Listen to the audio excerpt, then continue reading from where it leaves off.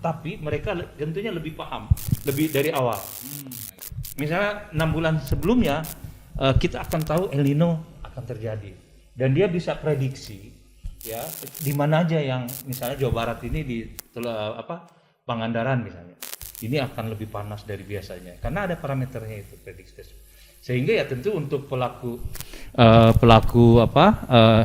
industri perikanan dia akan bisa lebih baik kapan dia ikannya harus disemai ditaburkan dan sebagainya. Saya kira itu tadi dijelaskan. Lebih optimal juga ya. Ya, tentu lebih optimal. Dengan pemahaman ini sangat jadi cost efektif lah begitu. Baik. Dr. Behra. Yes. So we are talking about the fisheries and agriculture before, and for the food security strategy, we're gonna talk about small island regions such as Maluku province. Like there's a lot of island in that region, so and also had fish resorts, a lot of fish resorts and deep sea. So what is the best strategy for the area like that? Yeah, for small islands, I think they are more vulnerable compared to larger islands where we can do management easily. If we predict El Nino, La Nina, Indian Ocean Dipole, then perhaps for Jakarta or Bandung, it's easier to ask the local authorities to manage water and other things to sustain in case of a drier season. And in case of flood, they will be advising people what to do. However, for small islands, they are too much vulnerable and management is not that easy. That's why long-term predictions of climate and climate impact, what will be the impact of El Nino, La Nina on the agriculture for Maluku province, for example, and what will be its impact on the fishery.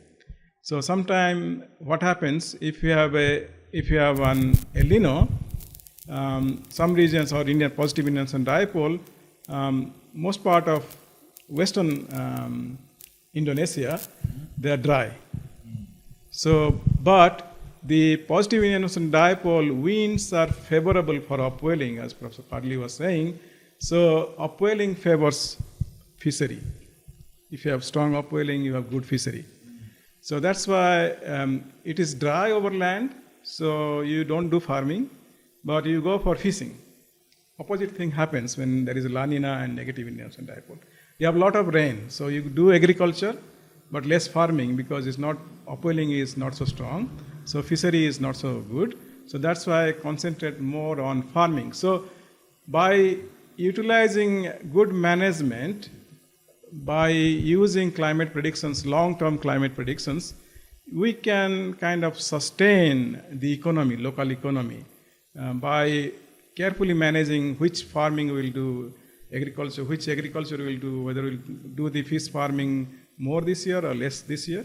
So those kind of management decisions local authorities can take if you have a good prediction system, climate prediction system. Yes. So, Dr. Fadli bisa di. Ya, jadi tadi Dr. Behera menyimpulkan bahwa untuk pulau-pulau kecil itu sebenarnya dia lebih berdampak langsung, tapi justru informasi yang dibutuhkan terkait dengan prediksi iklim itu sangat-sangat berdampak ke mereka. Jadi seperti di awal dijelaskan bagaimana El Nino, La Nina, dipole itu berpengaruh ya di bidang perikanan. Tentu dengan memahami itu mereka akan lebih siap sebenarnya karena dampaknya kan langsung. Nah, tapi lebih daripada itu beliau menekankan pentingnya good management dengan pemahaman informasi iklim, prediksi iklim yang sudah diketahui lebih awal. Misalnya tadi musim ini musim barat ya, itu tangkapan ikan di kemarin kami ke Pangandaran, mereka mengeluh karena di musim barat they don't have fish, nggak ada ikannya, jadi nggak ya. Nah sebenarnya Dr. Behra menyarankan ya kita farming, jadi pertanian di ini aktivitas mereka. Nah di pulau-pulau kecil itu, terutama di Maluku misalnya ya, itu kan pernah Kementerian Kelautan dan Perikanan mencanangkan sebagai lumbung ikan nasional. Kenapa? Karena memang laut dalam, pulau-pulau kecil, ikannya melimpah sekali di sana. Jadi memang sebenarnya sama kayak lumbung padi dan sebagainya, lumbung ikan juga itu harusnya menjadi wilayah ya sentra di mana potensi perikanan kalau dikelola secara nasional itu menjadi benar-benar lumbung ikan nasional. Nah, dengan memahami ini jadi penting pemahaman prediksi iklim dan sebagainya itu, dengan memahami ini tentu bisa secara optimal bisa dilakukan good manajemen yang baik. Jadi possible tadi untuk jadi sangat-sangat memungkinkan ya. Jadi informasi prediksi iklim itu sangat penting dan sangat membantu. Secara ekonomi nilainya akan berlipat-lipat ya, membantu. Yeah, Dr. Farley mentioned a nice thing. It is always good to engage with the local community because they have their own wisdom, traditional wisdom. And we have our own wisdom based on models and sophisticated scientific knowledge. So it's better to match their traditional knowledge with our scientific knowledge and create a sustainable framework which they can use for their well-being. Okay, yeah. Well, obviously we have to respect the traditional ways, right? Yes. So we are moving to next question topic. So right now the world is currently facing a global threat of water scarcity. So what are the future climate projection and adaptation strategy for that, Dr. Behra?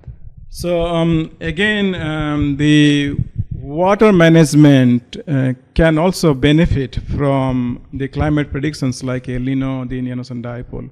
When you have El Nino, the Indonesian region is drier, and also when positive Indian Ocean Dipole, Indonesian region is drier because we have less moisture coming to Indonesia. They are diverted towards Eastern Pacific and Western Indian Ocean. And one of the factors that influence this kind of climate phenomena is the river discharge. So stream flow becomes weak. For example, we did several studies for Citaram River, and we found that whenever there is a positive Indian Ocean Dipole and El Nino, the Citaram River discharge is less, lower than normal. And when we have a negative Indian Ocean Dipole and La Nina, then the Citaram River discharge is higher than normal. So both are not good because lower than normal will have a water stress and also pollution will be a problem. If you have a higher than normal discharge, then also flood, and that also will have influence. So both need to be managed. So that's why long-term forecast of climate and river discharge as well as water management. For example, we are expecting El Nino and positive Indian Ocean Dipole.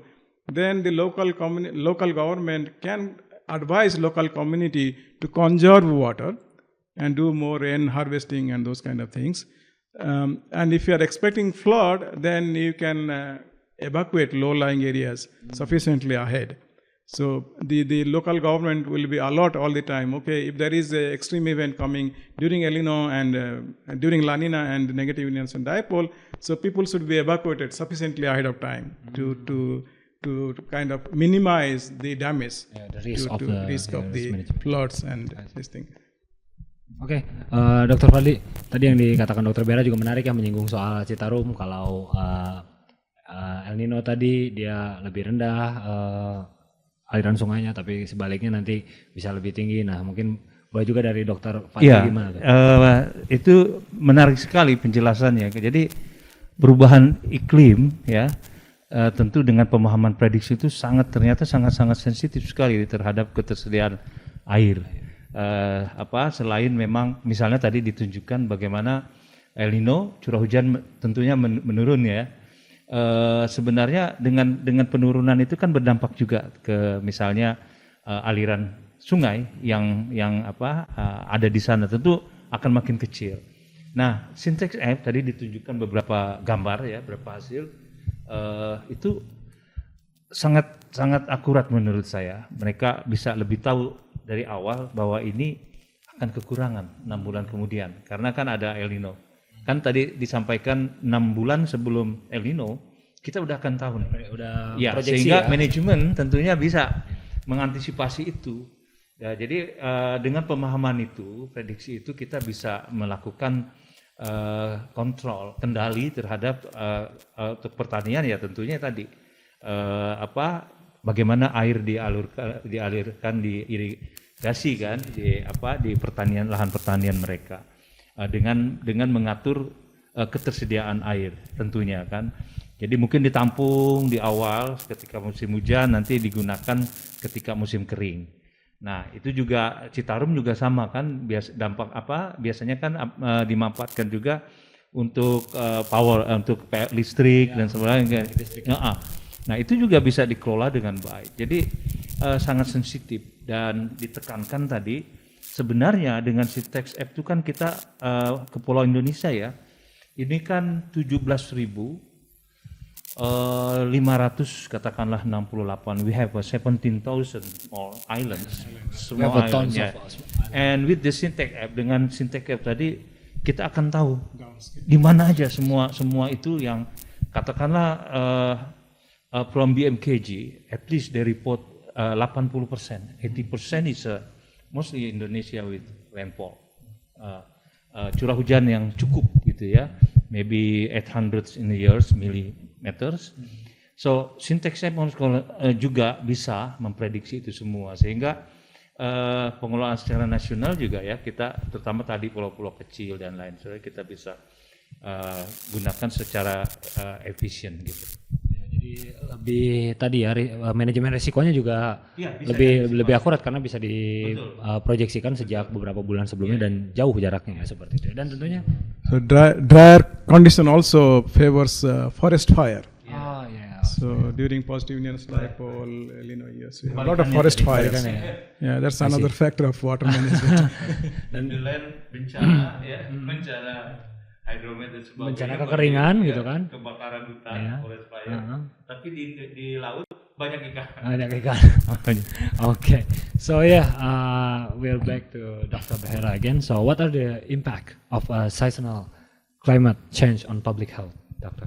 Yeah, so public health, we have understood that again the climate phenomena like El Nino, La Nina, Indian Ocean Dipole, monsoon, they can influence the infectious diseases like malaria, dengue, and other mosquito-borne diseases. Lot of yes, because mosquitoes are dependent on rainfall and temperature again. So if you have a heavy rain and the rainwater is accumulated in ponds, small ponds, and the temperature is high, that's very favorable for mosquitoes to expand and explode. So if you have a lot of mosquitoes and you have infection somewhere, then that gets transmitted easily. Then you have outbreaks of malaria and dengue. So if you can predict sufficiently ahead, if you are going to get a high rainfall season, high temperature season, then you can also predict, okay, malaria, it can also be a malaria season. So in that sense, we can kind of advise public to be careful for mosquito-borne diseases. Similarly, temperature and drier conditions, when it is hot and slightly dry, that also favors other infectious diseases like cholera and diarrhea and also flu. So in that sense, we can relate climate to these kind of infectious diseases. And climate also directly influence other problems like the heat waves. And now heat waves are getting more and more intense. In many parts of the world now recording in excess of 50 degrees centigrade, which was unknown like 10 years before, 15 years before. So that's why if we are able to predict climate well, and if we know that we have a strong warming trend, then we can predict these kind of heat waves both over land and over the sea, marine heat waves and land heat waves. Berarti memang Dr. Fadli, berarti memang banyak sekali ya yang bisa dilakukan Sintex App ini, bahkan sampai juga membantu memproyeksikan cuaca yang berkaitan dengan kesehatan masyarakat ya, mungkin boleh di. Ya betul. Jadi aplikasi dari Sintex App ini multidisiplin, banyak sekali ke semua bidang apapun yang terkait dengan iklim, dan Sintex App bisa melakukan membantu itu. Tadi dijelaskan bagaimana dampaknya terhadap aspek kesehatan, itu juga sama sangat tinggi. Tadi disampaikan bagaimana nyamuk ya yang menyebabkan wabah demam berdarah itu biasanya outbreak-nya itu setelah musim hujan. Biasanya musim hujan Terus 1 or 2 week kemudian itu dia outbreak, wabah jadi gitu kan. Karena kan ada genangan dan sebagainya itu.